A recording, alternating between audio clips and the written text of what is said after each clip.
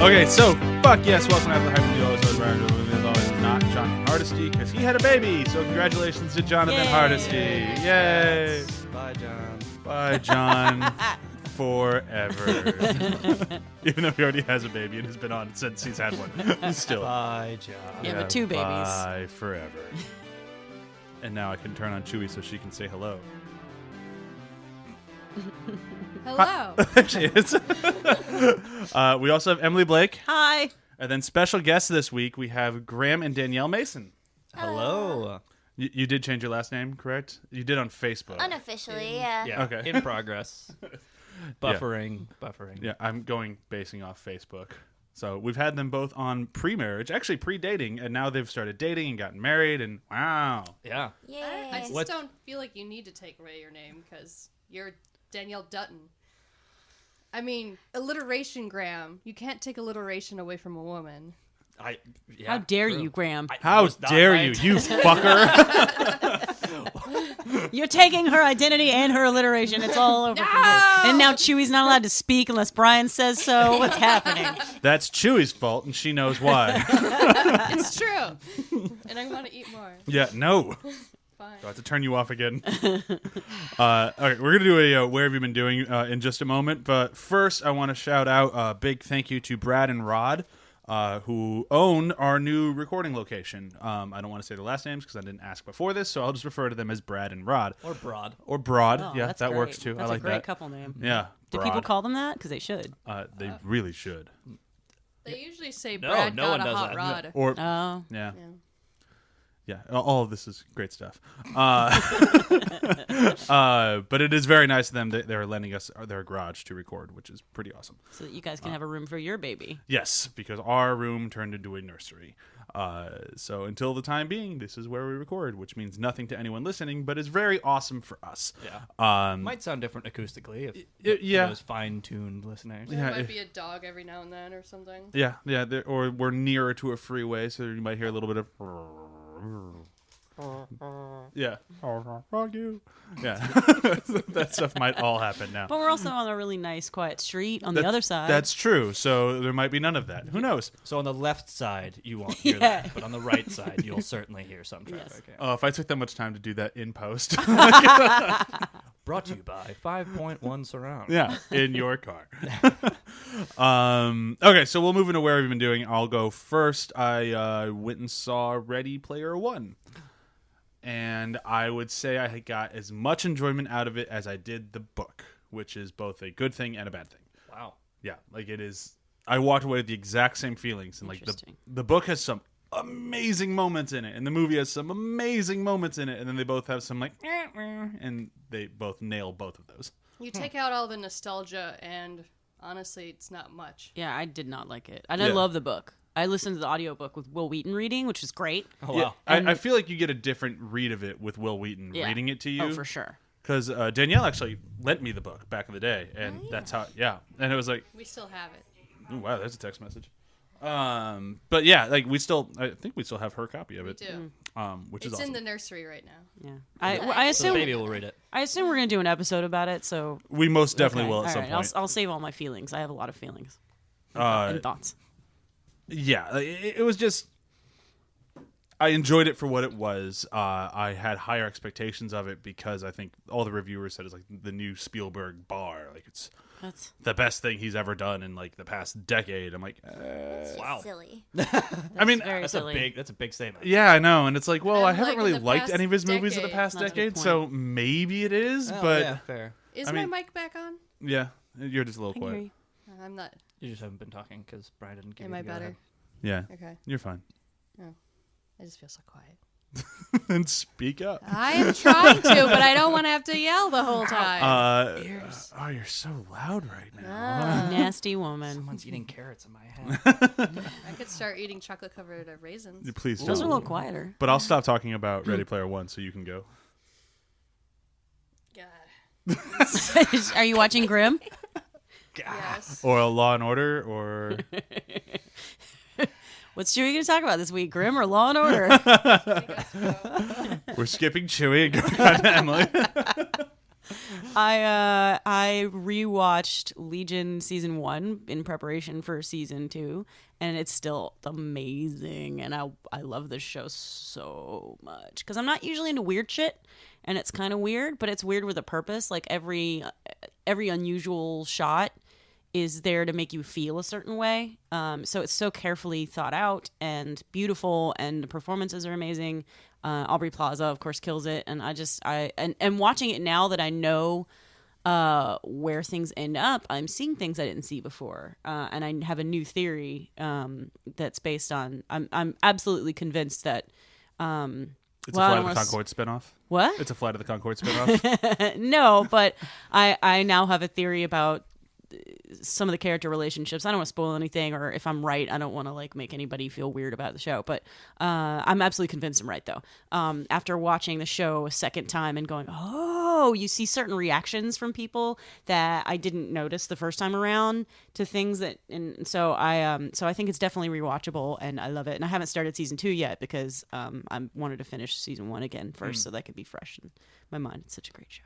Whenever anybody asks me if I may have mentioned this before, whenever anybody asks me if I've like working in TV and film makes me lose the magic, I use Legion as one of my examples, because I feel like just watching the way they do things is really cool, but also the fact that we have so many superhero movies and TV shows and stuff out there now that you can have a show like Legion or a movie like Logan, that it doesn't all have to be big budget stuff, is just sort of one of the coolest things. Everybody's like, I'm sick of superhero movies, and it's like, well, yeah, but the fact that we have so many means that the ones we have don't have to fit a particular mold anymore. Yeah, I think it's really cool. That's why I was really excited for New Mutants, but it sounds like they're just ripping that thing to shreds, so it's kind of too bad. Danielle, what about you?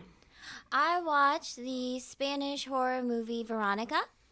It's on Netflix. It's being heavily marketed as the scariest movie ever, which is not true. But it's very, very good and definitely worth a watch. It reminded me, we were talking about Ready Player One, and it reminded me of feel like the kids in it, because it heavily relies on child acting. They get a little bit of the Spielberg treatment, and I say that meaning it reminded me a lot of Poltergeist. Okay. Not the story, not the plot, not anything besides they have some really human moments that actually work. And I feel like horror movies don't get that very often nowadays. It's coming back, I feel. The kind of maybe slow burn, slower paced horror movies that are actually, I guess, a little more human and thoughtful. And I really, really enjoyed it. I would definitely recommend it. Just don't go in expecting it to be the scariest movie ever in the universe. You will be disappointed. Well, I feel like that review for any movie now doesn't work if you like horror movies. Yeah, especially, I mean, as I didn't want to look up the plot or anything before watching the movie, but I definitely looked it up, see what's the score on Rotten Tomatoes? Yeah. I really want to know if it's worth watching. And then you see, everyone's saying it's the scariest movie ever on Netflix. I'm like, please don't tell me that before I watch something. It's not something that I want to hear. Yeah, it's like when everyone said that It Comes at Night was so scary. I'm like, it's not even a horror film. No. It's like it's basically it's a thriller. It's like a play thriller, like not even remotely a horror film. Yeah. But I have high expectations for A Quiet Place. I was just thinking that. Yeah. What was the name of yours again? Veronica. Graham, what about you? After that, we watched Ravenous. Oh. It's one of my all-time favorite movies. Not that Ravenous. I was But there's another Ravenous? Yeah, so it's a new, I think it's Canadian zombie horror. Oh. It's okay. You should have just turned it off and turned on the other Ravenous, which is amazing. Just start screaming, so Boyd! It came out I think 2017 or before that. But pretty recently, and I was like, oh my god, like Danielle saw it, and I was like, interesting, because I know we watched that Ravenous, the good one, and I was like, is that a remake or like what? So I was kind of interested, but no, it's entirely different, not related at all. They but stole it's the title and thought that people would mistake it for the good one. Yeah, it's pretty standard zombie. It's interesting, given like a kind of a French Canadian, slower European style to it, but yeah, it's got all the same stuff. And that's pretty much it. It sounds really disappointing. I can't wait. Yeah, I just wanted to put that Brian out and I there make so a nobody movie else and people go, wastes nah. it. Yeah, that's kind of what I expect. Yeah, you guys heard the good news. That movie you recommended me that I hated, but you guys really liked, is getting a spin-off and a sequel, right? What movie is that? Pontypool. that way. movie was so good, though. Yeah, it was horrible. But I Brian did not enjoy. I didn't Wonderful watch it. news. did not like that one at all, but it's getting a spin-off and a sequel. Pontypool. So other people liked it. Yeah, so I'm in the minority of that one, and that's fine. You guys can all like your shitty radio zombie movie, and I'll Well, go then maybe other you'll like good movies. Ravenous. Go for it. There's always a chance. Okay, so we're gonna what? My where have I been doing? Oh yeah, I thought you were Oh, just yeah. skipping No. you. Did you No. watch? Coming back. Did you watch the other Ravenous? No, If you say Law and Order or Grimm, I'm going to flip out. I'm not because well, it's true. I've just been watching. Law and Order hasn't put a new Oh my episode God. up for a while. But I've been mostly watching Grimm and Bob's Burgers on repeat because I've been trying to stay busy now that I am not working and I'm feeling just kind of crazy. But the other thing, I've been watching more trailers, and there's 3 trailers that have been very interesting lately. The trailer for Future World, which Brian's really excited about. They pulled that trailer though, so you can't watch it anymore. Really? Yep. Okay. Apparently, the response was so negative that they're like, we gotta rework It this. didn't look good at all. I'll talk about it in a second. And then I'm excited for the trailer or the movie Reboot. I showed that to Brian yesterday, and he was just like, I don't know what to think of that. Based I'll on the see it. TV show. No. And then the other one is Under the Silver Lake, which is the one that I'm the most excited, and like it looks awful. Yep. So good. It And does bad. not. Oh yeah, but it's so good. It's from the guy that did It Follows, which I really enjoyed. It good. Follows. And then I watched the trailer for Under the Silver Lake, and I'm like, oh no, he's going full Southland Tales. It's just like the guy who did Donnie Darko, where they all said he was the new voice in horror, and then he decided, you know what, instead of a horror movie, I'm gonna make a surrealistic, absurd movie about LA. Like, that's not what people wanted. Nobody wanted that. Nobody, people who live in LA don't want that. Yeah. People who live outside of LA really don't want that. The people And- who are in it might watch it. Watch the trailer Maybe. for Under the Silver Lake. Just so you know, there is a neighborhood called Silver Lake. And it's about a guy played by Andrew Garfield who is a under his luck loser who lives with his mom and was leering at a girl in a pool, and the girl thought that was charming. And then he falls in love with her, and then Wait, she is that not charming? No.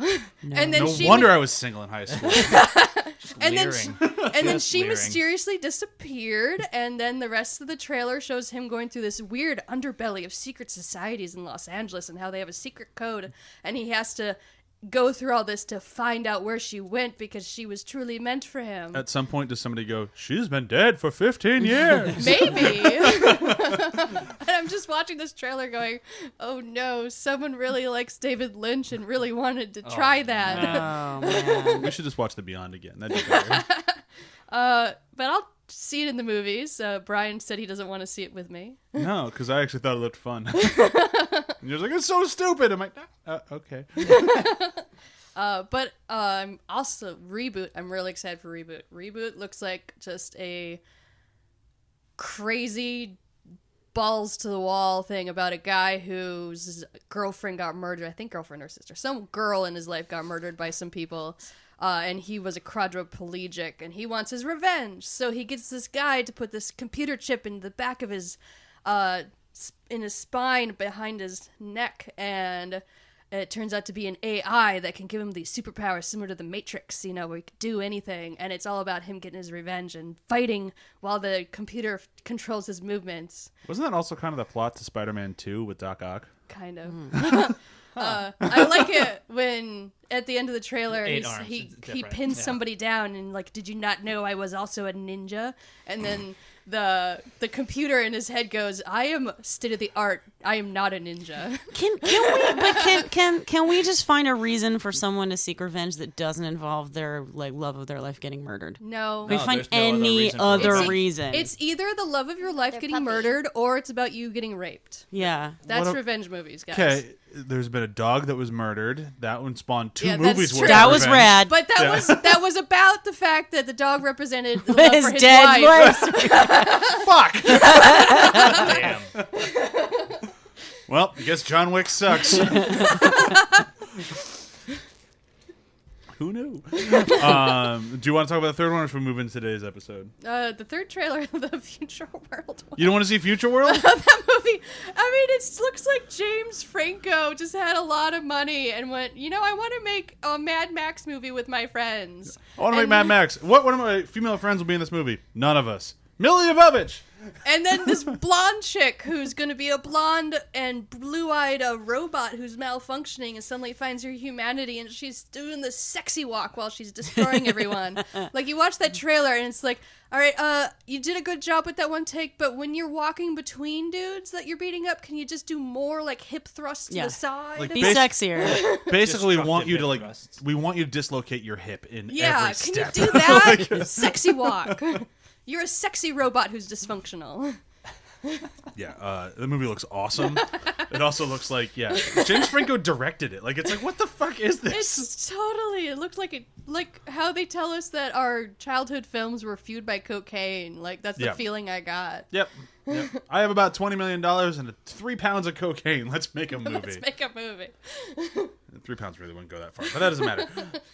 Especially not with that crowd. Not with that crowd, yeah. Oh, and If it was just James Franco, it might last him a couple hours. Snoop Dogg's is a role in it too. Yep. He's multiple moments good. in the trailer. And Lucy Liu, don't forget about her. Yeah, That's She's pretty there, too. cool. Yeah. Those are Yeah. cool people. It's got I a like good them. cast. I'm sure they're all high.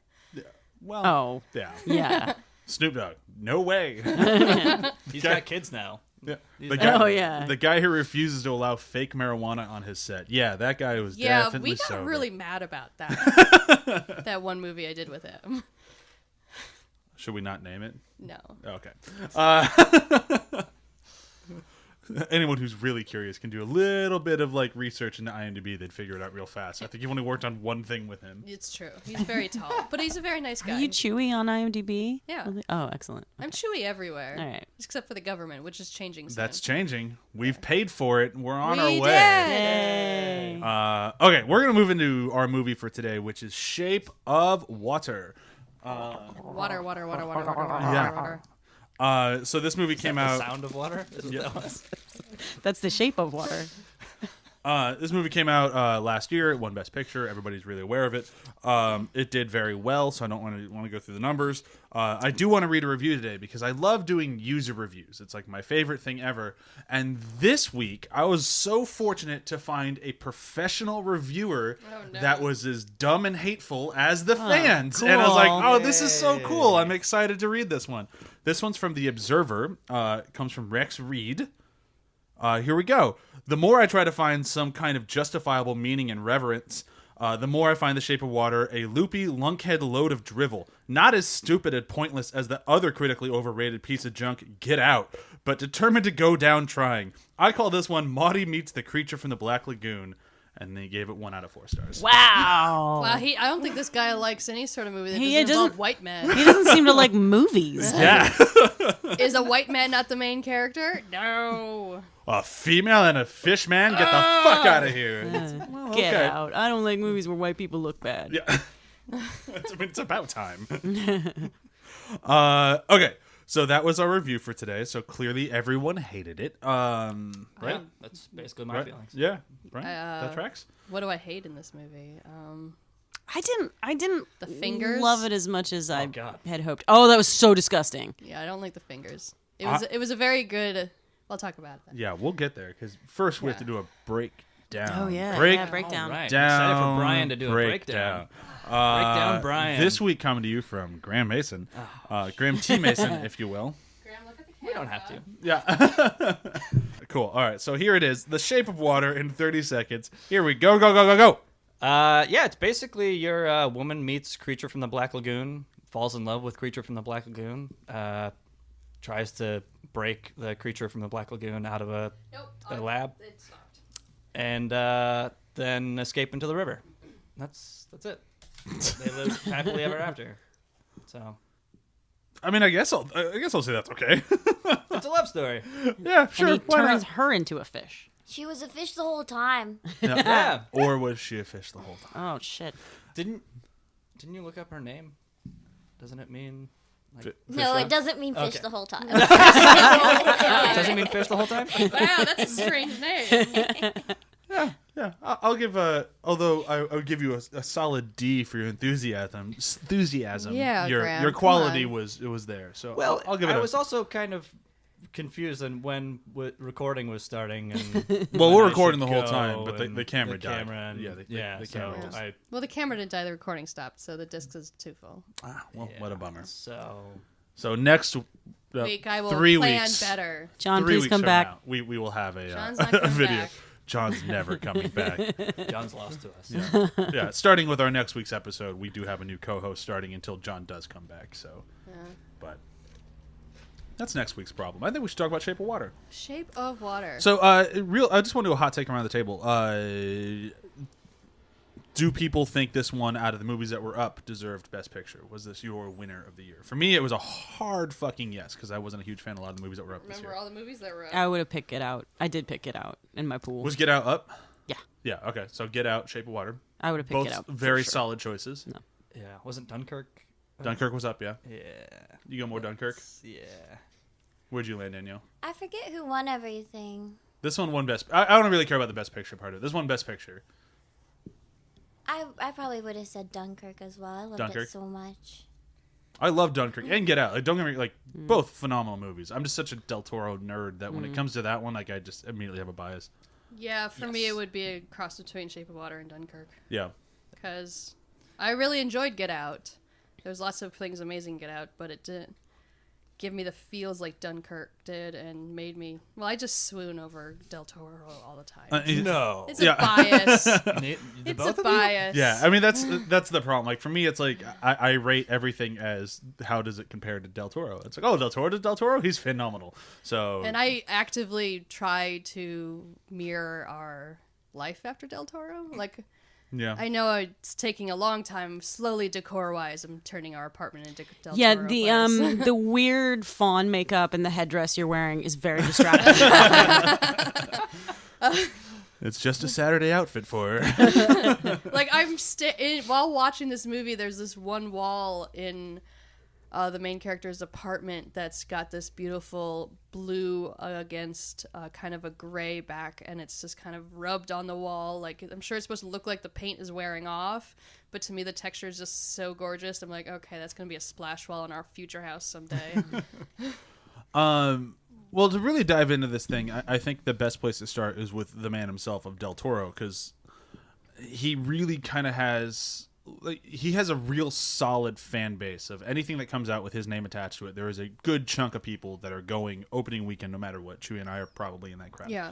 And then before this movie, there was a big chunk of people that said they would never go to his movies. We've had conversations with friends that said, I don't like Del Toro movies. No, they all have their own like flavor to them. Like they are all like you could watch pretty much. I mean, some of them not so much, but a lot of them you can watch back to back, and they all kind of have the same air. He's to obsessed them. with fish. Yeah, he likes fish. He likes water. Yeah, he likes fish. He likes water. Oh my gosh, if he did a crossover movie with James Cameron. James Cameron, it'd be amazing. And, like one of his fish people just swims up onto the Titanic. And like, oh, There oh, would, everyone, I will save you. the amount of holding the ego in necklace. that room would just be too much. There would be a lot. There would be even more underwater masturbation.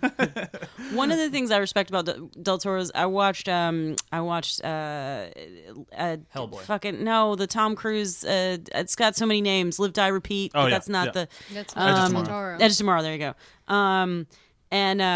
And then I just watched the commentary, and then immediately after that, I watched Pacific Rim with commentary, and you could not get two more opposite directors. Like Doug Liman is just like, hey. What if we just do this crazy shit? Okay, let's do it. Let's fucking rewrites right now. Tomorrow we'll shoot a scene that wasn't in the script at all, and fuck it, we'll do it. And Del Toro's commentary is like, so now this particular shade of blue, I'm not even kidding. Yeah. That's in this scene. I picked it because it represents blah blah blah, and I wanted this shade specifically. Like that's not me exaggerating. That is an actual thing. He actually picked a shade of blue for the Yeah. cockpit. So it's just so funny to think like these two dudes both made really great movies, but like one is just absolute chaos, and Del Toro is like meticulous to a fault. Well, Yeah. that's the difference He between is a a director visionary. that really cares about mise en scène and one that doesn't. Yeah, and it's not even anything against Doug Liman. I like Doug Liman Yeah. movies. Like Yeah. I'm Yeah, the it's one. entertaining. Yeah, like the one he has coming out with Tom Holland and Daisy Ridley. I'm like, fuck, that sounds awesome. I'm into that. I mean, it's a YA series, but whatever, I'll see it. Yeah. But like Del Toro, it's just like, yeah, you're going because you know every time you go, it's a whole package. Like even if you end up not liking the film, like I know Danielle didn't like Crimson Peak at all, but it's still like, neither did It Graham. was still beautiful, but it's though. just I should gorgeous. have watched it with the sound off. Yeah, like And even the plot missing. yeah, Hey, Oh, wait, no, we're it not was- going. Chewie, I will argue. Chewie's gonna cut a bitch. But there's something about like the way he makes his films that like it's just. It's different. It's more like tactile. Like you can, everything feels real. Even like in a movie like Pacific Rim, where it's 90% CGI, it's just got this real world building to it. Yeah, you can For see me, it, and it for comes me, off it's the the screen. big difference between a director who just wants to make a fun movie and blow shit up, and then a director who's like, I want to make art. There's a big difference between directors like that. Yeah, I mean, I think that fortunately Del Toro isn't the kind of director who's just like, I just want to make art. He does, though. But he makes art that has a plot, you know, which I It appreciate. makes it entertaining and palatable. Because I really hate movies that are just like, look how artsy I am for no fucking reason. No, but I'm that's gonna what I hold mean. this There's a shot difference. for half an hour. Good luck. I'm not just saying Malik. that that's the type of director he is, but Yeah. there's good directors, bad directors who just want to make Yeah. art, where they just make Malik. egotistical pieces of Wow, crap. we're really shitting on it. I like some Malik things, okay? No, Malik? yeah, I do not. I do not at all.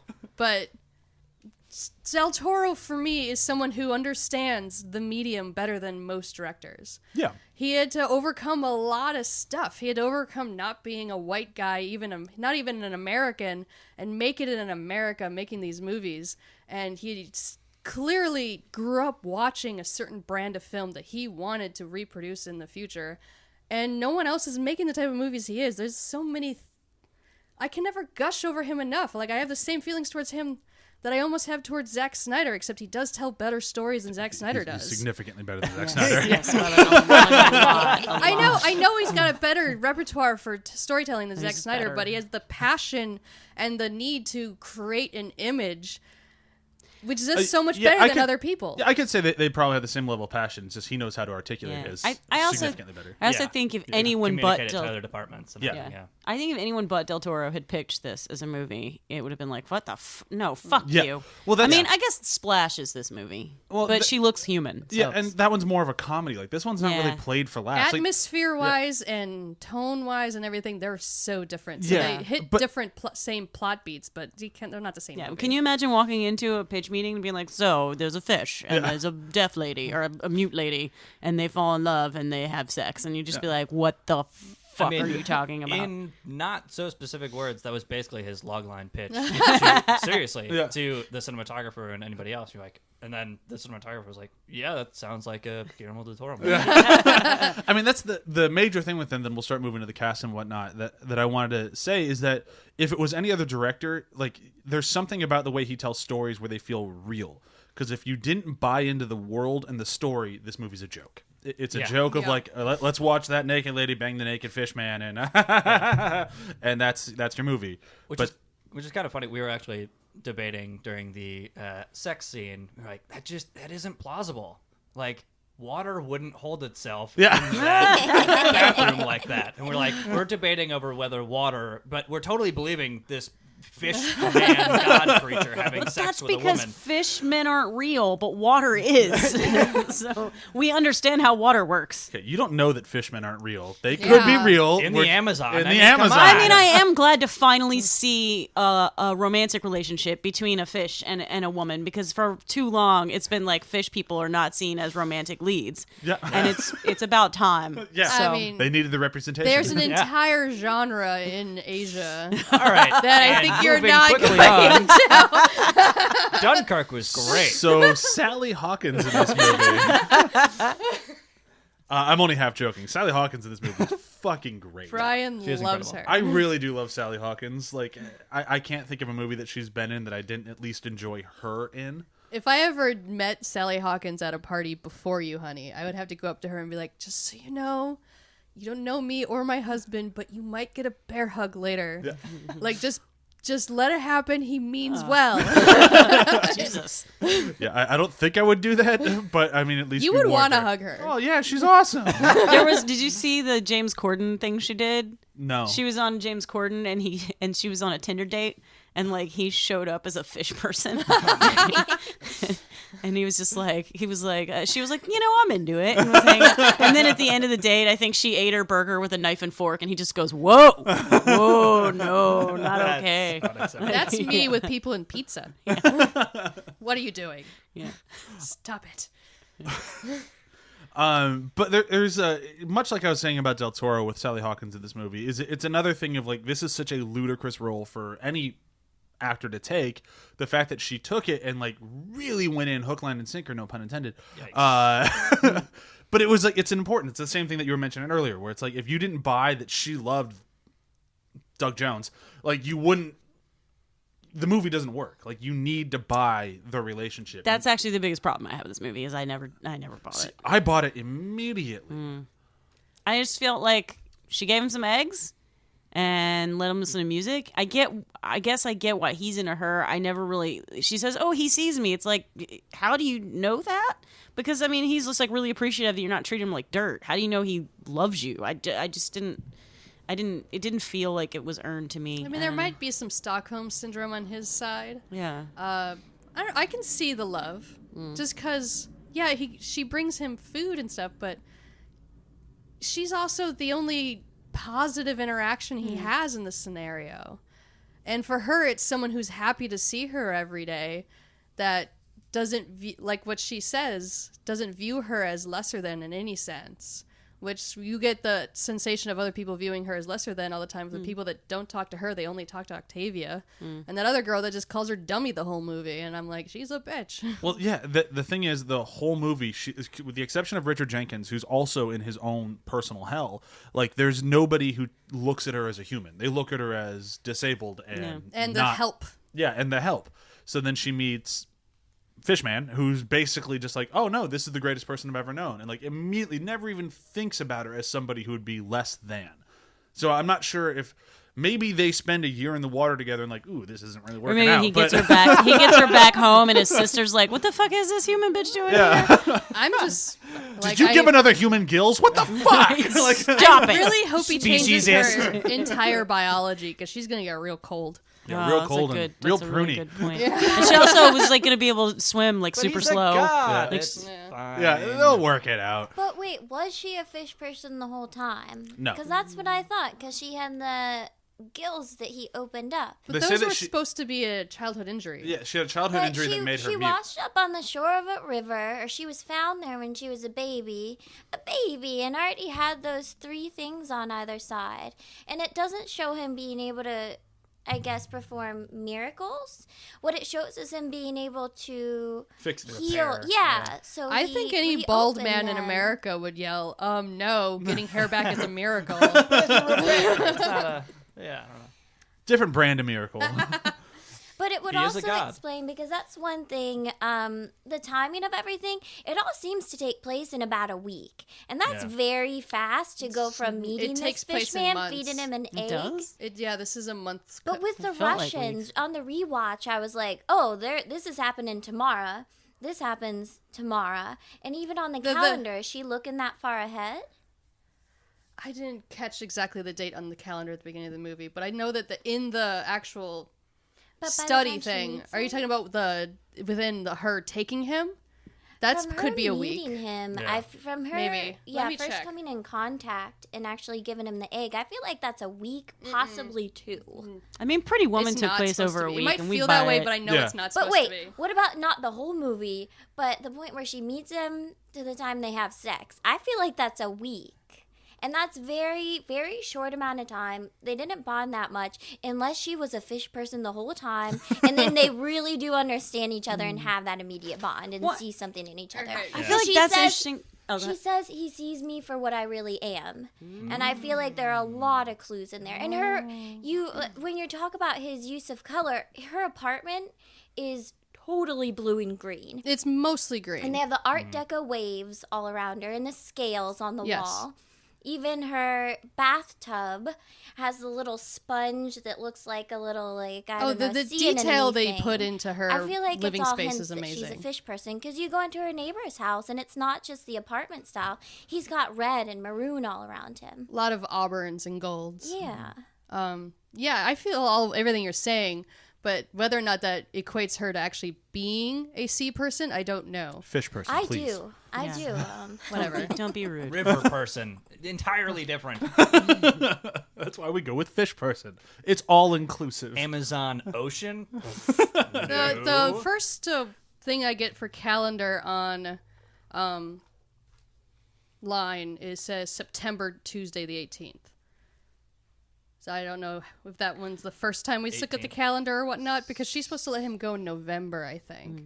But It that said is a good. I think or October, October. I think it's to October time. November. So it's the probably thing at is least open. 2 I think months. it was the 10th of some month. October. But that goes like that. That That would I be, think is a like, thing because like 3 Romeo and weeks Juliet takes from the place very over what like beginning. 3 days, Yeah. and you totally buy it. Yeah. They're You're both like, oh my human, god, they're though. so in love, and then when you realize it's only been 3 days, you're like, oh my god, they're so stupid. And then like yeah, Pretty Woman takes place over a week. Pretty Woman is problematic, but it's still like you buy the relationship. And then, of course, One Fine Day, right? Right? Nobody? Oh, George Clooney, yeah, right? no, I saw that. I always remember the Michelle part where she Pfeiffer. pulls out a kid's T-shirt out of her Yeah. purse and puts it on, and I I'm don't like, even remember fuck that. you. What is One Fine Day? It's a wonderful movie. The whole love story takes place I over enjoy it. one fine day, though. Because they accidentally swap cell phones, and then they have to get them back, and then they both have like kids. They're single parents, Yeah. and then she has a purse that's filled with like 8 million things, including a peanut butter and Sounds jelly like sandwich and a exactly child's T-shirt that she puts on and wears to work. Sounds like the exact type of movie I would never watch. Where does she work? A child's T-shirt Factory. factory. She's like a I don't know, fucking lawyer or something. I I don't was gonna, remember. it's like Ah, a woman in that's a terrible. 90s movie. She works at like an architecture firm or Yeah. something. Yeah, of course. Yeah, or advertising. Yeah, it's yeah. I do have one friend that tells me she still has clothes from the 5th grade that fit her. Oh, I and hate her. Yeah, fuck her. I don't know why I really wanted to jump on that back one, but I did. All right, let's move into Richard Jenkins. Jenkins. Awesome. Jenkins. He's amazing. Like He this makes was me the cry. Oh more my than Yeah, God. the other that Yeah. scene character. in the with the pie That's was so sad. That's not the part that makes me cry. Oh. It's Scene with the after cat? that when he goes to Sally and says, I realize now that you're the only thing in my life, so I'll do whatever you want me to. And I'm just, especially in the second rewatch, because I know she's going away. When we watched that one again, I had like I flipped out over that scene. I think it's the strongest scene for his performance throughout the whole movie, and he's near flawless the whole way through. But that one scene, because he just got shot down by a guy that was flirting with him. Whether or not he knew he was flirting with him, he definitely was. Yeah. Came around the side of the counter, sat next to him, would just chat about the terrible pie he kept shoving down his throat. So when he finally like, oh, I finally have someone I can connect with, got so harshly rejected. You can see when he's standing at the door, it's like you can tell 30 seconds before this or a minute before this, he was standing outside that door practicing getting that out without crying. And like you can just see that character just saying it over and over and over. And when he says it to Sally Hawkins' character, he breaks in like the last like 3 words. Like he just like it's like word vomit, like just get it out, get it out, get it out. And he just is trying. It's like just not quite there, and it's just heartbreaking to watch, but it's so good. I kept thinking about my roommate's bi, and we were at Comic-Con this year, and he saw this guy, and he was just like, oh my god, he's so super cute. And we were in a line, so we kept snaking past him, and we kept seeing him. And he was like, oh, there goes that guy again. There goes that guy. Male gay. And I was just like, why don't you just start talking to him? And he stopped. And I was like, it's not that hard. I do it all the time. And he's like, let me stop you for a second. I don't know if he's interested in men. And if he's not, he might get super pissed. What's the worst thing that happens if you hit on a guy? Like, Yeah. if they're gay, they'll be like, honey, I'm gay. But Yeah. if I hit on a guy and they're not gay, they might beat the shit out of me. Yeah, that's and I was right. just like, Yeah. that's something I It's just don't risky. consider. Yeah. Like, that's privilege. I just never thought about it that way. And I thought about that a lot during the scene, like watching this man take such a huge risk because he'd been given all these signs and then Yeah. like being hurt like that. It must be really, really lonely. Oh, it must have yeah. been so lonely to Yeah. be gay in an era where, I mean, it's still hard, but like, it must just be constantly lonely. If you either just embrace it and you're flamboyant and you don't give a shit, or you're alone all the time. Yeah, and it's one of those things. We Where were- if it's hard now, imagine what it was like then. We Like, were yeah. talking about when this movie takes place, and from what I was able to decipher, it's probably 1962, because they have the Southern riots on the television at one point, and then they have the speech from Kennedy, so he's still alive. Yeah, So in 1962, this is pre-Stonewall riots. This is pre most of the revolution of the 60s. So yeah, being gay at the time, you could get murdered for just about anything. yeah, yeah. It really Something to laugh sucks. about, but yes. yeah, yeah. It's the thing is, like, when we were sitting there talking about it, like, I don't know. Do you guys think the waiter was gay and just hated himself for it? I don't Probably. know. Again, there's not enough information for me to determine that. No, I agree, but like just based on like the way he was with him, I agree with Emily. I actually think he probably was gay and just is.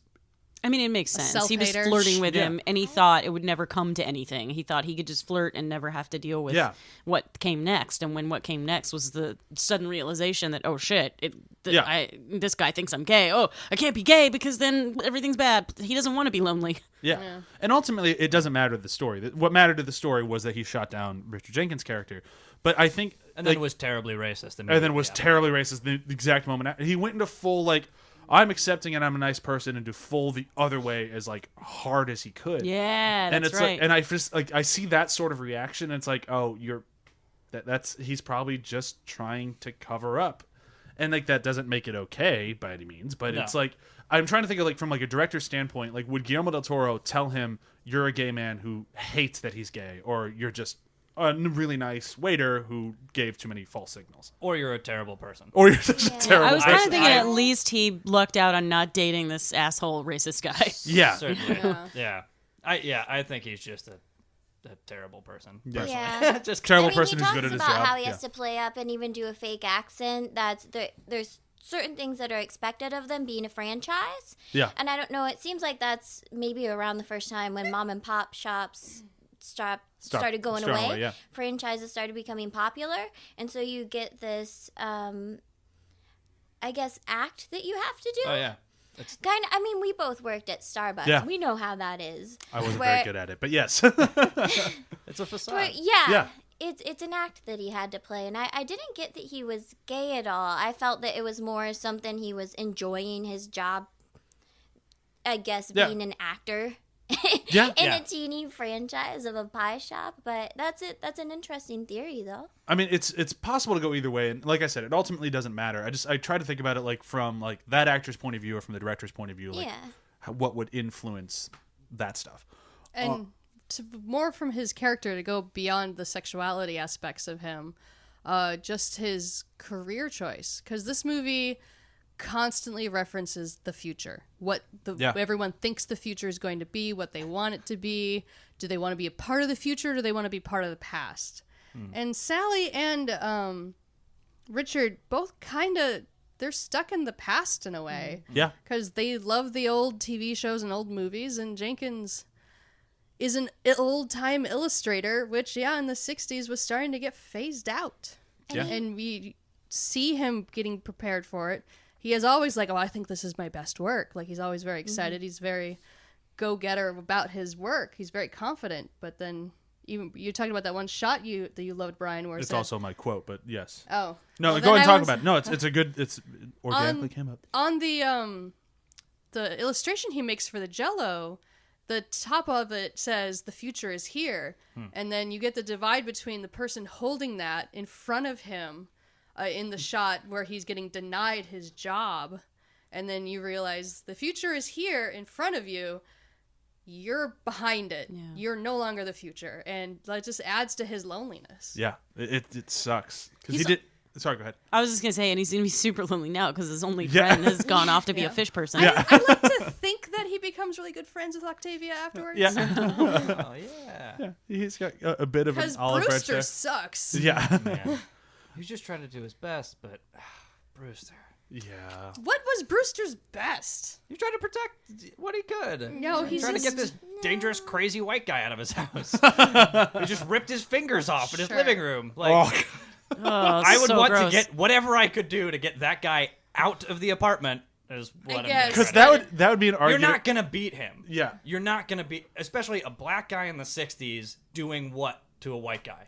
Absolutely not. Yeah, you There was lose. nothing he could do. You're gonna get murdered Yeah. either by the police or by that guy. There's nothing that you can do. Which state are they in? They're not in New York. They're in Baltimore. They're in so Baltimore. Maryland. Okay. Yeah, doesn't he matter. didn't It doesn't matter what state I you're know, in. but In the 1960s, you're gonna didn't get really shot. try like at all though. It was sort of like he was already like, fuck it. I There don't care. was an She's- angry white man that he in let his her apartment. deal with. We're hearing all about him throughout the movie, and he doesn't seem And like no, the best. correct. No, person. yeah. Sure. No, I mean the truth But is in she the dealt actual- with the white guy. Yeah. He did not. So and she's also got this worry about the same shit he does. So Should we move into Octavia then? Sure. Or did you want to move into I was going to something move to Michael Shannon because we were kind of already talking about the guy who ripped his fingers off. oh in my someone's god, the living room. necrotic fingers. I was so barfy. That is such a visual representation of his ego. It's so gross. It's so gross, but it is so on point with his ego. It is. He's still trying to keep them, and they're Exactly. black. That's Like, exactly what he's trying Everybody to keeps do. complaining about the smell. Yeah. Like, do you smell that? Just Right? That's lose your the finger. fingers, man. But that they're gone. Is the point. Yeah. Because the Yeah. whole the movie starts with him coming in with his bravado of I am the man of the future. I only flush once. I only flush once. Or I wash I my wash my hands hands once. beforehand. I don't wash them after. That's some character. And he's always talking about Ew. his character with the candy and his character is strong. He talks about how loyal he is. He talks about how he delivers and all this. And as the movie progresses, he goes from a confident man with the nuclear family, that everything that a man coming out of the 50s was expected to be and have, and you're going into the 60s now, and he keeps talking about how he's a man of the future, and then and that's also how the guy sells him his car, which is an amazing salesman. And his family is the family in the poster. Yeah. That Giles has been painting. And the whole then time. as Oh, the yeah. movie progresses, he loses more and more. So his fingers get cut off by the monster. Fishman, please. Fishman. Amphibian Hi, man. Chewie. Jesus She Christ. dropped a hard M on this show. I Oh, can't shush. believe it. I'm trying to keep a train of thought, guys. This is why Do you even nobody like wants to this hire movie? fish people as romantic leads, Chewie. All right. So the amphibian man, because that's what it's called on IMDb. Fishman, It's come amphibian man on IMDb, guys. If we're going to be correct, we're going to be I mean, correct. that All may right. be their technical term, but they prefer fish people. Yeah, jeez. Listen to the fish he people. bites off his fingers. It's what they want and to be from called. the moment he loses his fingers, his ego goes down because he's screwing up. He's pressuring the other doctor into just killing the thing, vivisecting him. And he's getting the pressure from his old boss in the military. He's just like, you need to get this done, son. Do it for me. And then he gets taken. So he loses the monster. He loses amphibian man. You guys shut up. And just then losing listeners he by can't the get him back. Off. And then We're going to get just blown up on the fish people forums. on Fishbook.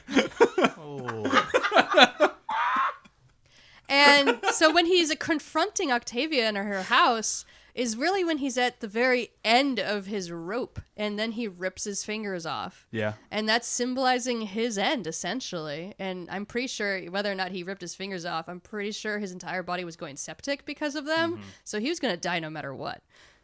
I do wonder if he was going like legitimately insane at the end. Like was like the Yes. rotting fingers like Yeah, literally Can that- right- because can- if nothing you have was rotty- going out for him. You have rotten fingers? Can that make you crazy? Is that a thing? If your body's going septic, yeah. Okay. Yeah.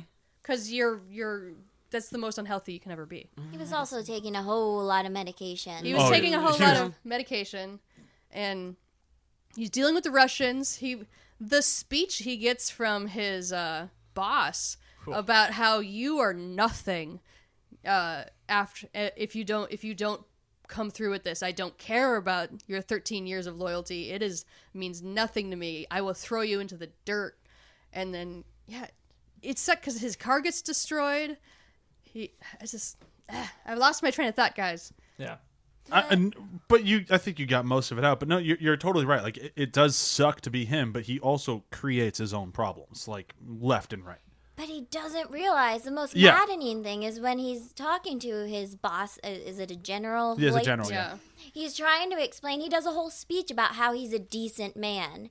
And that's the worst kind of bad person is the one that thinks that they're doing the right thing. Yeah. And it seems that he doesn't understand why everything's going wrong. He doesn't understand why people hate him. He was doing everything that he felt like society essentially was expecting of him Like at you that said, time. a man of the 50s. That's that what was you going do. into the It's- you're a 60s. man. Yeah. And you prove yourself. And it goes And- along with what you said about living in the past. It's sort of Yeah. like Yeah. he's still trying to live. Going this, into the 60s, the definition of man definitely changed. Yeah. Yeah. Yeah. And that scene actually when he's trying to convince his general of like, listen, like I've been good up until this point, right? But a man fails once, and isn't that like okay? Like he's kind of transitioning down of like he's begging. yeah, he's like, Yeah. I mean, aren't I good now? Like, can I just like retire or like just move on from this? Like I failed once, like I did a really good job, and the general's like, no, you're not. You failed once, Yeah. you're nothing, and You're then getting that left behind. That throws him back into the past of like, no, you gotta be you. I'm sorry that you suck. And if you continue to fail, you will be destroyed. I mean, the general's conversation was basically bordering on a threat of you will be destroyed, and murdered, and Socially. that's it. You're done. That's really. And that's so really, he has to go back even further back onto his word of like, all right, man up 10 times. That's really I interesting. am Samson. Yeah. Because we have each man in the story is like a different version of what it means to be a man. Like masculinity is sort of, they're all finding their own definition, and he's sticking to this traditional, this is what a man is. And Richard Jenkins' character is like, trying to be like, I'm a man too, just because I like dudes does that mean I'm not a man? And then you have a fish man being fishy, And the Russian. Yeah. and the Russian. And the it's Russian sort of like who's just trying to be an intellectual. yeah, which makes sense because the 60s, you're right, was a time when we started to go from like super masculine, like this really strict definition of what it means to be a man, into the 60s where it became more fluid, and then you get somebody like David Bowie and you're like, I don't know.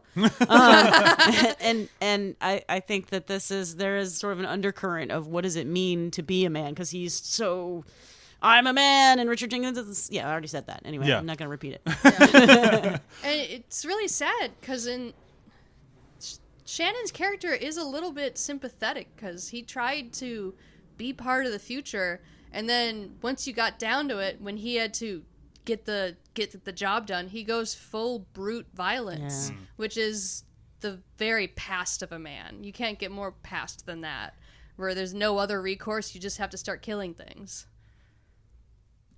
Which is his own doom. Yeah. And he brings that on He himself. can't. Yeah, he can't recover from it.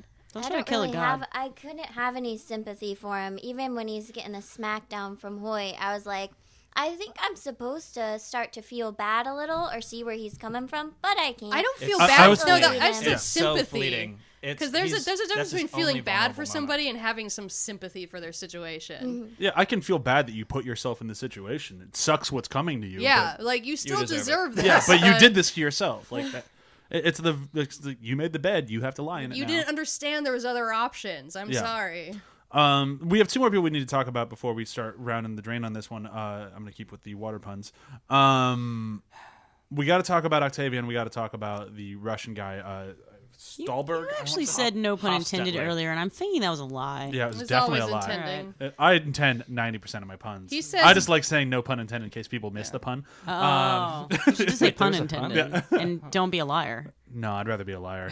No pun intended. There's no pun there. Oh God, But the fish book one was my best pun of the day. that was a good one. Thank you. So Michael Stahlberg, or Stahlbarg, I don't remember how to pronounce his name. I've heard it pronounced. Stahlberg. but Stahlberg? I The man who had a very good year. He did have a very good year. I'll tell my personal story of him really quick because I find it hilarious. When I worked at AMC is when A Serious Man came out, which is the movie that propelled him to popularity and pretty much every job he's ever had since then. I hadn't seen the poster for the movie. I hadn't seen anything of it, and because it's Coen Brothers, and when Coen Brothers movies come out, I try to like go media blackout so I could see the movies fresh because I love the Coen Brothers. So I knew nothing about this movie, and he was standing outside a theater waiting to go in for the premiere. And I'm like, oh, did you work on the movie? He's like, yeah, I worked on it. And I had a very 2 to 3 minute conversation with him. I'm like, oh, what are the Coen Brothers like? It's like, oh, they're cool. Totally not knowing who he was. And then after he went into the theater, one of my coworkers came, was like, how was he? Was he cool? I'm like, Who? Like, they just pointed at the poster, which I was standing next to. The guy you were talking to. I'm like, oh, shit. One of my better moments. That's awesome. He probably Nailed it. really enjoyed that too. Yeah. This doofus doesn't know who I am. Yeah. Which is probably refreshing. I have It's probably one of the anonymity. last conversations you ever had like that. Yeah. Actually. I hope he remembers me, but again, like always with these things, I assume he doesn't. Oh, Brian. Every morning. Yeah. I'm thinking about you. He just wakes up and goes, I remember that guy. But that guy, seriously, he was in Shape of Water, obviously. He was Call Me By Your Name, and he was in The Post. Yeah, Jesus, really? He had a 3 movies that are up for Best Picture. Holy shit! Yeah, he Cast that guy. Yeah, he had a good year. And he was, I didn't see Post yet, but the 2 that I saw him in, he was phenomenal. Yeah. I really enjoy his character in this movie. Like, I like the whole, like, you can, the fact that he's a Russian spy, like it almost immediately was like, yeah, that makes sense. But like they don't do it in a way, especially this day and age, where they could really lean into the Russian is the bad guy. And like I kind of expected them to take that turn at some point as soon as the Russians were there, because they do still have like the Russians are the bad guys. They want to steal our information, but this guy is a good guy. He is helping everyone. And I feel like a movie made today, it's so easy to go back to the Cold War like way of thinking of like, just make the Russians the bad guy. You know, James Bond will come in and shoot them all and whatever. And this one actually didn't, and it made one of them the hero. Like he was the guy making sure that Doug Jones survived, and I thought that was really cool. And I thought he was great. He lost his life for it. Like he risked everything, and it was so. Another moment which just got to me, like tearjerker wise in my heart, is when Octavia says, "You're a good man, Doctor," and he just looks at her because he probably is, like feels like he's not a good man because he is a spy. He's betraying his country. He's betraying so many things. And then she just looks at him and says, "You're a good man." She's so genuine, and he goes, "My name is Dmitri. Nice to meet you." And it's just like, oh my god! Like this is the one moment of like genuine interaction you're having that isn't overshadowed by a sense of danger. Yeah, he had 2 moments this year in 2 different movies that like got legit like almost tears out of me. And it was that one, then the moment "Call Me by Your Name" that I don't want to spoil for people because we're not talking about that movie. But that also speaks to her character, who like makes everyone feel, even the bad guy, like trusts her, and it's sort of like, oh no, she totally said thank you when she said fuck you. Yeah, Say thank you in the Octavia end. is a great character because she truly like she feels like she's on equal ground with everybody, and she will treat you like that, and it's whether or not you appreciate her character for that or not.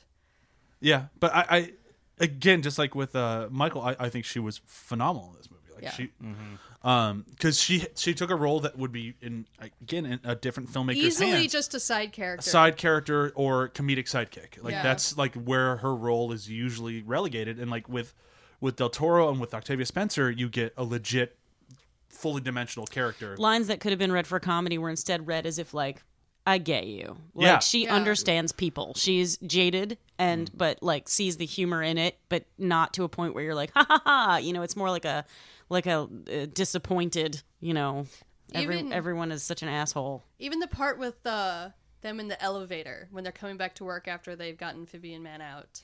And she's staring at Sally, and she's like, "That's good. Just look like you don't know anything." And it's gonna be hard for me. I'm not a good liar. And just there's humor but sincerity in that that's multi-level that also makes you really scared for her at the same time. Yeah. And there's moments like that when I watch a scene like that, and I'm like, I'll never be as good a director as Del Toro, because I couldn't resist the joke of having one of the people standing behind them going, "What are you guys talking about?" Did you guys hear about that fish man thing that was going on here last night? Yeah. Which one of you doesn't know anything again? And to talk about the level of detail in Del Toro's production design with his production designer and set decorator, and how I'm assuming all 3 of them work together constantly. God, yeah, you must have a great relationship with them. The next scene when they're punching in and you're behind the other side of the glass with Michael Shannon and the actor from Stargate, Fleming.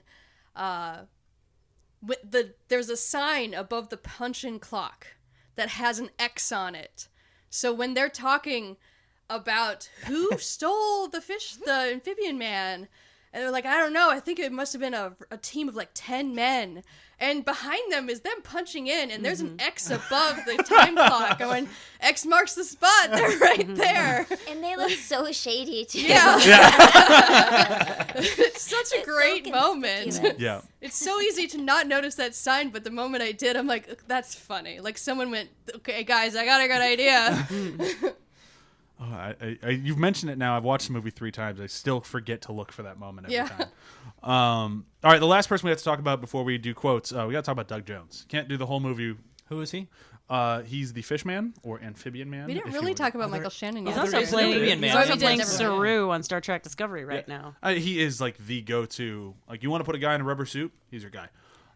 He's super tall and skinny. Especially in a Del Toro movie. Yeah, even more so in a Del Toro Especially movie. if you want him to be a fish. Yeah, but he's also like, if you ever listen interviewed in fucking any show, but He's that isn't supposed to be ours. the nicest man. He is just wonderful. Like I listened to him, like Chris Hardwick did an interview with him on The Nerdist, and it's just like you just listen to this guy talk, and he's just like, I'm just happy to work, and he's like, I'll work with anybody. I just enjoy what I do, and it's just like You that's look at awesome. his IMDb, it's insane. I have Yeah. a pair of friends who met him at a convention, and he just like ended up hanging out and getting. Did he get drunk with them? I don't remember, but Yeah. like they have photos on their Facebook of him just hanging out with them because he thought they were cool, and Yeah. he was just like, yeah, let's hang out, and they're like now they like chat with him and stuff on a regular basis. Yeah, and it's one of those things where it's like you look at, say, Andy Serkis, who's been basically revolutionizing the whole like mocap performance, and he's amazing at it.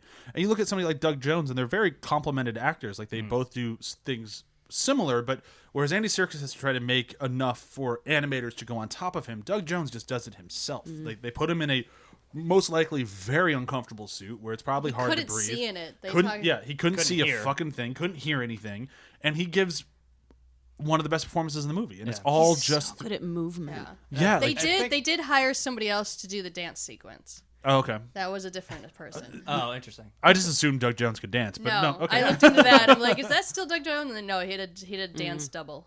Yeah. Interesting. Uh, I do think for creature actors, there is a part of them that is an empath. Right? Yeah. Because they have to communicate emotion and feeling and be able to, feel that same stuff through just their body, just through their motion. Yeah. Which is incredible, and you can read that off the screen, like with Andy Serkis and with Doug Jones. Yeah. And like you go back to like even Hellboy, and it's like, yeah, he can like he's so good as a fishman. But like you go through that one, then like even like Oh, smaller Pan's Labyrinth too. Yeah, Pan's He's- Labyrinth, he's amazing in that, and like and even little things like he's barely in it, but he's the ghosts in Crimson Peak. 3 ghosts. Yeah, like he just like he's just so good at the movement and the way that he communicates through it. It's awesome. Is there anything we didn't talk about in this movie that Butts. there's a lot of butts? All the beautiful butts. There's Michael Shannon's taint. I guess we should give a Everyone- shout out to that.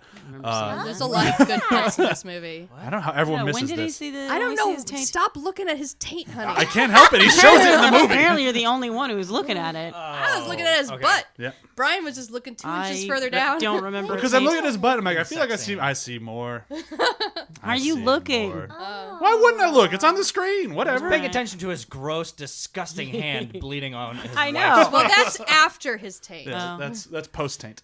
Yeah, that pretty much Michael blots out Shannon's all tainted images are blown out of my mind when bloody Yeah, fingers are involved. I get it. There's there's another part in his house. There's just so many good detail moments with Michael Shannon's character with his interaction with his wife. Because I even like the later one where everything's falling apart and she comes in with a the Jell-O and she's like, it's a gelatin parfait. It's new. You're going to love it. And he just looks pissed and then he leaves the room. Like, Kind of feels like I forget her name from Truman Show, but in that moment it's just kind of like, look at this new product. well, it's a whole like another Yeah, aspect. Jello of the, really gets a shout out in this movie. Yeah. But it's a whole nother aspect of the future because in the advertisement they say Jello's the future. Yeah. She brings him Jello and he doesn't eat it. Yeah. I can't blame Jello's disgusting. Who hates Jello? I hate Jello. It's Jello. Squiggly and gross. Also, did you see National Lampoon's Christmas Vacation when there was like cat No. poop or whatever in the No. cat No. food in the Jello? Definitely did not. That doesn't mean there's cat poop in all Jello. Well, now we need to serve her some cat poop Jello. No, it's chocolate bits. Yeah, I was just gonna go and marshmallows. just give her actual Jello, but if you want to poison her, go for it. No, I don't like. It's from a cat, I it's don't poison. like squishy dense things, and Jello is the squishiest of dense things. Can you put that on your Tinder? I don't like squishy dense things. That's basically just like saying, don't try to push rope. Anyhow, I think we should move into quotes. Yeah. There's things that we didn't talk about in this movie that I prepared for today. Cinematography, There's a lot to Cinema- talk about. sound design. Yeah, Like there's just so small things. Ah, yeah, we've been sound talking design. for over an hour, and it's like I want to point out the one really fast where when Michael Shannon's having sex with his wife and the pounding on the bed, and then you cut to them in the amphibian man's room and the pounding of the machinery, they totally lined up. I like that, and I like that when Michael Shannon is doing the hands of the hip peeing, and he turns to look at them, the pee gets louder. That was pretty great. Yes, very good sound design. Graham, what would you say about the cinematography before we move into quotes? Since we do have a Good. cinematographer person here. Yeah, no, it's good. It's not overstated. I mean, obviously they've worked together before. Yeah. And yeah, just looking into it, I mean, the camera lived on a dolly, on a jib, and on a hothead, and the camera is slowly moving pretty much through all shots. Are there any static shots? There's a couple, but there's always like a sense of movement through it. So Yeah. it's like the camera always had Almost the like potential. water. Yeah, the camera always had a potential to move. Yeah. So if it wasn't on a jib and a crane, it was on a steady cam, right? So there's always okay. the potential to move in and get something else. And So so there- there's always just a flow of motion throughout the whole So there would be no reason to ever like just throw it on a tripod and just go like, all right, so we're just gonna pan this one. From what I've seen, I don't really think there was many I mean, it makes- planted shots from that. I mean, it makes sense. Yeah. I mean, short of like car stuff where I'm sure it's mounted in the car, but Yeah. Which is Yeah. probably And that- why Del Toro has to be so organized, because that takes longer to set that shit up. oh yeah, So Well, you yeah, have to which plan is- it ahead of time and really know what you're doing if you're going to stay on schedule. The other crazy thing is he basically shoots chronologically, or at least he shot this movie basically chronologically. And so instead of just getting, but he never, Del Toro never does a master shot. Right. He never does, wides and anything. Well, that's what he does. A lot of wides. They shot mainly on a 25 and a 27 for this movie, but it's always moving and going from cut, like, okay, we have coverage from this angle, then we'll move to the next one, and he's cutting this movie. He knows exactly, like you were saying before, it's like the visionary that he is. He knows exactly how everything's going to cut, and so he knows that he needs to get this coverage from this, get this line from this angle, and then move to this, and then shoot it chronologically, which is incredibly difficult for a cinematographer, because you'll shoot one scene and then you'll go to another one, and then you cut back to the other scene that you were just shooting. So you have to go back and relight that exactly as it was, because technically you haven't actually left that scene yet. And so a lot of thought went into this. yeah. Mostly LEDs, mostly on a dimmer board. A lot of lighting changes. I mean, going from, and obviously the use of color, and going into black and white in a shot, and then going into that dance sequence and all of this. I mean, a lot of incredible thought went into this. There's a lot of we didn't really touch on this at all, but there's a lot of just straight up like love letters to old cinema throughout the whole movie.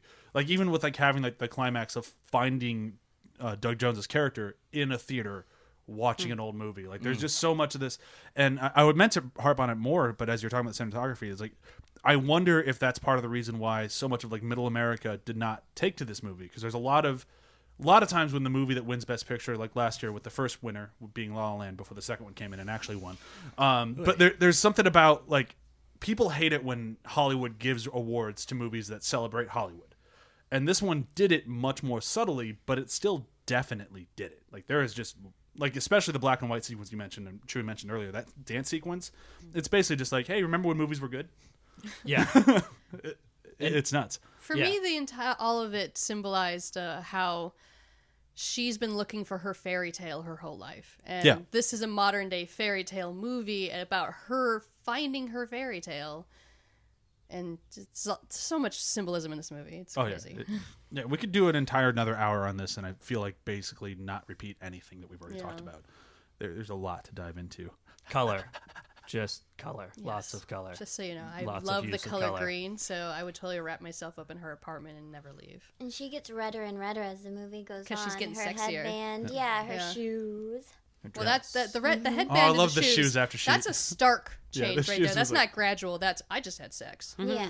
That's what you do when you have sex. You wear red shoes. Yeah. That's what I do. Everybody knows that. Yeah, And then you have a best friend that goes, "Girl, Girl. Now, how does that work? Can't trust a man. even when he looks Yeah, flat that down was there." Okay, so I think it's time to move into quotes. Quotes. I'll go first because mine was already kind of mentioned. Mine's not actually a line that's said; it's a line that's read. Just because the first time I saw it, like it's one of those moments where I'm watching the movie, I'm like, "Fuck, I love Del Toro," because it's something that's not said, but it's very much implied. When Richard Jenkins goes to sell him on his corrected ad, because he brought him a beautiful ad with red Jello, like they want green Jello and they want the people happier. Come on back. So he brings it back and he's holding it, and on the top of it says, "The future is now," because the future is supposed to be about green Jello being the future. Like, look, we learned how to diet green. So he's got it, and it's hold it, and you only see in the bottom, like lower third of the screen says, "The future is now," as he's being told, we're no longer doing drawn ads. Like your entire career is not just we don't want it; it's done. This type of advertising is over. The future is now, and it's like, it's just crushing, and it's all done in like dialogue, but through facial expressions and just through that one thing at the bottom, just saying it's basically your career's over. Yeah. It's like, oof. My quote is from Jenkins, and it's part after the amphibian man has eaten his cat. Now, is he a god? I don't know if he's a god. I mean, he ate a cat, so I don't know. I just love that moment. I love that he did get mad at him for eating the cat. Like when we first saw it, I was like, I'm pretty sure he's gonna be really pissed about this, and he's like, I didn't know. I mean, I would still be minded. pissed. Yeah. I minded that he wasn't more upset about it. To be I just honest. He's a kind of wild like creature. We can't think of. We can't ask him to do I anything. might- every But he could be person more in this distraught. movie, except for Shannon and his people, is like an outsider in a different way, and they're Yeah. all very accepting about it. I once watched my beloved dog murder a brand new kitten I just brought home. And I know my dog didn't do it malevolently. I was still pissed at her for a good long while. Yeah. You know? That's so sad. Yeah, it was pretty bad. It was not the best day of my life. Sorry, everybody. Sorry to bring everybody down. What's your quote? How about that quote? Hope it's a funny one. It is. Also, Richard Jenkins, whose name is Giles, by the way. Oh God, to be young and beautiful. If I could go back to when I was 18, I didn't know anything about anything. I'd give myself a bit of advice. I would say, take better care of your teeth and fuck a lot more. I think that's great advice. Everybody should be fucking more. And take care of your teeth. And take care of Really your teeth. important. Yeah, so. Very, very important things. Next. I'm torn between two, but I'm gonna go with the one that doesn't involve what's his name, Richard Jenkins, That's a good call. because everyone else has. So I'll go with the car salesman saying to Michael Shannon's character, "You're a man of the future," because we've talked about how it says something about his character, but I think it's more a commentary on society today, and the whole film to me is about the treatment of what we consider others. We have a lot of others in this movie. And I think it says a lot, and it makes me think a little bit about, are you that man of the future, or are you, I guess, the idealized man of the future that, I don't know, is a little more I accepting. like how she's looking Yeah. so deeply into her new husband Yeah. right now. Are you the man of the future? I do belong in a Cadillac. So You are forcing her against her will to change her last name. I'm actually not. It's her. Yeah, I can Kind of sounds like you are, though. When you tell me, yes. In reality, not at all. That's what anyone would say. Are Anyhow, you what's a that? true ally or a fake ally, Graham? I'm the man of the future. What's your quote, Graham? So I'm gonna go with I forgot his name now. Richard Strickland, Okay. The mean- Is it the Richard mean- Jenkins? the mean man. Fuck, you are a god. Right before his throat gets cut. I love that moment too, specifically because there is actually just a hint of reverb on his line where it has that like echo to make it epic sounding. It's Yeah. really great. Yeah, and like that's the whole debate. This whole thing is like, oh, it's just an animal. It's just a whatever. We can kill it. We can cut it up. We can blah blah. And then in that moment, he's like, oh, I've been wrong about pretty much everything in my life. Everything. Oof, I think I regret every decision so Oh, far. Oh, my and throat now I'm slashed. dead. Oh, and my finger. Ow, my throat. I've had a bad week. Okay, so review system for this week is going to be Forbidden Love. Any movies about forbidden love? All right, I'm going to jump on Romeo plus Juliet from 1996, which I love. When I saw that in the theater, the guy behind me, we all know how that story ends. Yeah. But the way they cut that, she opens her eyes and he's still alive. And so the dude behind me just goes, just look down at her. And I was like, do you think the ending is going to change? Like, Baz Luhrmann got real ballsy with that one. Turns out they're okay. They're gonna run up to you. Shakespeare got it wrong. but That'd that's be a much better as a good but to story. me, that's a ending. testament to how good that movie is. That even people who know the ending are still trying to, like, so invested in the story that they're just like Yeah. trying to change the characters. That one's pretty good. Yeah. I'm going with this one's Forbidden's a bit of a stretch on this one, but it does play a theme throughout the whole movie. I'm going with Scott Pilgrim versus the World, because it's a movie that really wanted to nail style. Like the whole thing was about like, I want this world to be realized in this and that and the other, and much like Shape of Water, and that one's all about Scott, who wants to be in love with a girl who's like, I want nothing to do with you. And then obviously they end up together, but that's where I end for that one. I'm going to go with a movie that's not quite up to par with this movie. Not really close at all.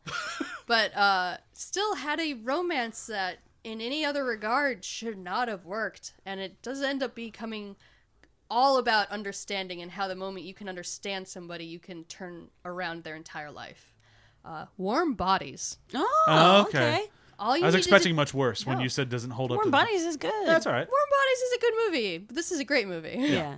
It's just Warm Bodies. It's all about a zombie who realizes he likes a girl. And then you find out through the film is all you need to do is learn how to love the zombie and they'll stop being a zombie. Love cures all. Yeah. Love cures zombies. It's got a very good message in that movie. I kind of hate it. Yeah, next time when there's a so that's the message. Just When there treat is a people zombie nice. outbreak, if you just walk up and start loving on zombies. Just start hugging zombies, guys. I mean, it Hugging, also works in humping, you know. it also works in Bob's Burgers for that one Tina grab- erotic fan Yeah, or friend grab the fiction. zombies' butts. Yeah, just start flirting with the zombies and you'll have an entire. You don't watch Bob's Burgers? No, I'm sorry. Come Well, on. I shouldn't be apologizing. I watch whatever the fuck I want, Chewie. Get off my back about it. Well, you need to watch. Have you watched Bob's Law and Order or Burgers. Grimm? Or guys. Bob's Burgers. Anything else is fine, but just those three. Is really You gotta make sure you watch those three. Yeah. Your life will change. Oh, Chewie's face. I watch more stuff than that. Next. Like different seasons. Doesn't Shut count. Okay. I'll go with Monster Squad. Okay. It's forbidden friendship between a human and a monster, and it's a little girl Another in hard M. Frankenstein's monster, and it's the most adorable thing in the universe because she can just barely grasp like his big thumb in her hand, and he gets sucked into the vortex. That's a spoiler, but it's I've never seen it. I it's probably the best won't. Pretty movie in the fun. universe. I'm pretty sure it's from the 80s because it's when I was teeny. It is from the and 80s. it Shane was Black wrote that, didn't Shane he? Black. Yeah. Yes. But it's a She little likes kid Shane Black. movie, like Really? with monsters and a creature from the Black Lagoon. So it also ties in. Written by Shane Black. I don't know if he directed it, but it's don't one of think the so. best movies. in Brian the recently universe. showed me how Shane Black recycled his Lethal Weapon 2 script into Iron Man 3. Ah, They're the same awesome. movie. Like, Shane Black got lazy. Yeah, they are the same movie. I don't fault him for anything ever. Yeah. I don't disagree with you. I mean, It's just kind of Lethal funny. Weapon 2 is awesome, It's just, and it's so just is Iron Man purely 3. It like, worked oh, out. Shane Black, you didn't get... You just want to redo this. Yeah. You know what he said? He's like, I'm too old for this shit. Yeah. I haven't really thought of many, but the only one that comes to mind is Loving, Okay. also in the 60s. Yeah. Love story, forbidden love. Sure. They really love How each so? other. And that's pretty much it. Cool. But that works. who's forbidden love? The man and the woman. Yeah, But why are they forbidden? because they're a different race, and that's not. I've never acceptable seen in that Loving. It was a sense. different time. Okay. You- Yeah. It's a true story about, I think, was it the first interracial marriage? Oh, okay. So that newer movie. I thought you said Yeah. it was a movie from the 60s. Takes place not in the the 60s. Takes place in the 60s. 60s, Okay. Yeah. Yeah. Okay, cool. All right. So that's today's episode. We'll do a quick round of plugs before we get out of here. You can check us out, athpod.com. We have all of our stuff there, pretty much. Articles, episodes, games, anything like that. We have a new show starting soon. I don't know the exact launch date yet, but I'm recording the first 2 episodes tomorrow. The tentative name right now is The Venture Bros, and that's where me and former co-host Nick Friedemann will be reviewing each and every episode of Venture Brothers Wow. from the beginning. And I am stupidly excited to do that because I love the Venture Brothers. Ignore me. We're starting with my least favorite episode, which is unfortunate, which is the episode that aired like a year before the rest of them, and it's just not good or funny, but you got to start at the beginning because it's the very best place to start. That's it from my plugs. Chewie, anything to plug? Not really. Great. I mean, say the usuals. Emily? My website is finally looking like a real website. Ooh, is that emilysows.com? EmilyBlakeSows.com, and you can see my cosplays. And I should be I'm making another one soon that I'm going to do a photo shoot. Once I've done that, my site's going to get real bomb because I'm doing like some cool shit. Nice. Nice. Danielle, Graham, anything to plug? Nothing but a really cool podcast called After the Hype. Did- Usually Danielle, guests Both on on. one of the latest Didn't episodes. you just have a movie come out? Oh, She did have a I short got film. shorts coming out. You can't see them anywhere. Oh. Like you're not allowed to, or You have to go to the festivals. oh, okay. Go to It might- festivals. it might No, be at but some of your- yes, that's an always plug. Is Go there to is there a festivals. good one? Like a really cool festival that we should go to see your What No, was we that one? just did, what was it, NoHo Cinefest on their horror night.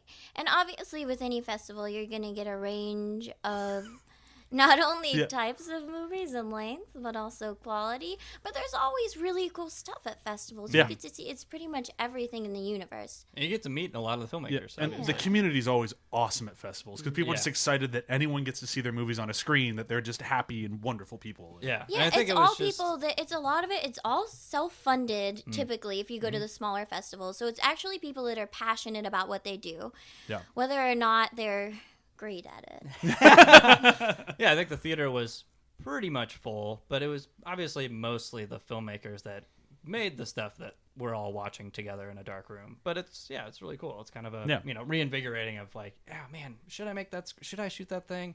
I mean, and then you meet people who are doing stuff and shooting stuff, and you're like, yeah, why not? I could do something like that. Yeah, give it a shot. Yeah. Yeah, just give me a bunch of money. Yeah. Yeah, see, without that part, Yeah. with just making more stuff yourself and just doing it for the more over the fun of it, and not just to make money. Yeah. Yeah. I know. I'm just talking about how just To to make afford having movies the into fun. things, you have to have them. Yeah, it's tough. Yeah, Anything to plug, Graham? I wish. Cool. Okay, so next week, tune into our episode where we talk Star Wars: The Last Jedi, which should be fun. We have a range of opinions on that one, and I'm very excited I to don't talk think we about it. have anyone on that hates it. No, I don't think There so. was a part of me that wanted to find one of those haters, but then I was like, how much yelling do we want to do? I can literally every dude I have been out with for the past several months hated it, and I'm like, Really? yeah. Every time I go on a date, when we start talking Star Wars, they're like, I didn't really like The Last Jedi. I'm like, really, fucking again? Is that my type? Guys who don't like Last Jedi? Next. That is that'd be the weird. best thing to say. I don't like Last Jedi. Next. What do you mean next? That's a deal breaker, man. I said, move on, sir. Good day. Okay, so yeah, check out that episode. It should be a lot of fun. And thanks for listening to this one. Bye.